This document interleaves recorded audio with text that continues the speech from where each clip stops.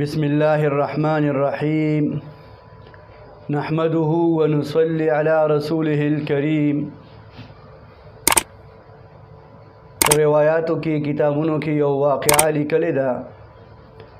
چې یو زنانه وه د هغه زنانه یو لور وه هغه لور یې ډېره نافرمانه وه د مور خبره به یې نه منله مور یې ډېره پریشانه ډېر نصیحتونه منتونه زارې خو لور اکه شان نافرمانۍ کې مبتلا وه د قدرت کارونو ته ګوره چې دغه لور بیماره شوه د کجینې بیماره شوه وفات شو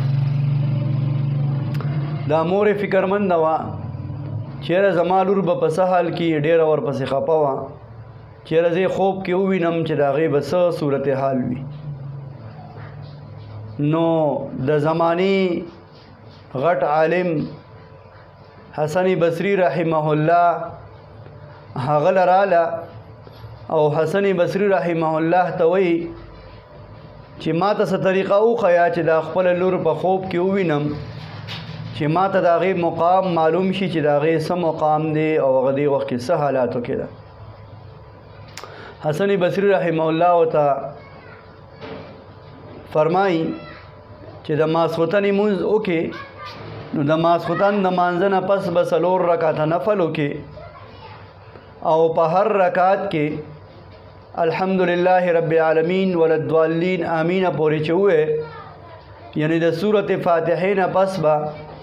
سورت تکاثر الهاکم التکاثر سورت ووایې دقسې به په 2م رکعت کې هم دقه سورت او په 3م کې او په 4م کې په 4 رکعاتو کې د سورت فاتحې نه پس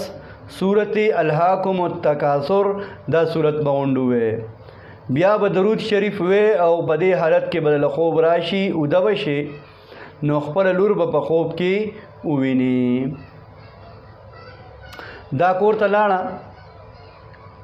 د حسن بصری رحمه الله په قول باندې او په خبره باندې عمل وکړو د ماسخوتن لمانځه نه پس 4 رکعاته نفل کوي او د نفلو نه پس سملی درود شریف سره اوده کیږي د شپې خوب ویني چې په دوزخ کې یو جنۍ ده د هغې د تارکولو جامې تودي ډېرې چغې وخي او ډېره پریشانه ده او په عذاب کې گرفتاره ده دې چې وکتل دا د دې لور وه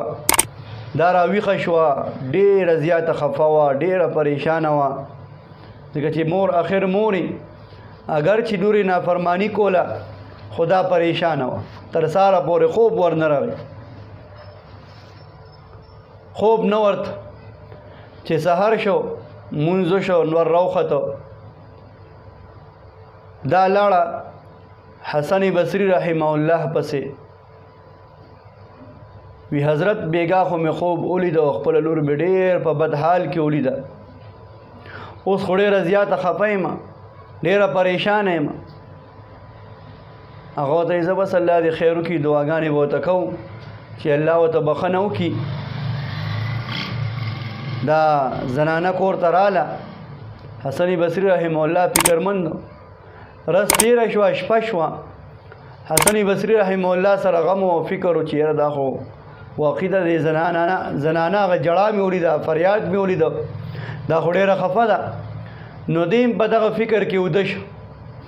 د شپې خوب ویني چې یو جنۍ ده هغه په جنتونو کې ده په نعمتونو کې ده په نیرونو کې ده په مزو کې ده دې ته تپوس کوي ته څوک یې وي زه د هغه زنانه لور یمه کومه چې تاله سار راغلی وه او پرون هم درله راغلی وه او ورته وی عجیبه ده یا خو به د مور دروغ وي یا به زما دا خوب دروغ وي مور خو دې وي چې هغه په دوزخ کې ده او ته خو ښه په مزو کې هغې ورته وی او بلکل زه په دوزخ کې وم زه په ډېر سخت عذاب کې ګیر وم خو نن سهر زمونږ د مقبرې ته یو مولانا صاحب او یو عالم صاحب تشریف راوړو هغه یو پیره درود شریف ووی او بیا دعا وکړه چې یا الله د دې درود شریف په برکت باندې د تمام اهل قبور ته دې مقبرې والا وتا مغفرت وکا او دی سره د خیر او د رحم معامله وکا نو د هغه درود شریف چې یو پیر هغه درود شریف وي د هغې په برکت او د هغې په طفیل الله جل جلاله مونږ ټول مقبرې والا د دوزخ نه راوباسلو او جنت ته یې راولېږلو نو دا د درود شریف په فضایلو کې یو اهمه واقعه یو بهترینه واقعه مونږ له پکار دا دي چې مونږ د جناب رسول الله صلی الله علیه وسلم احسانات مخې ته کو او په پیغمبر علیه الصلاۃ والسلام باندې درود شریف دا ډېر ډېر وایو.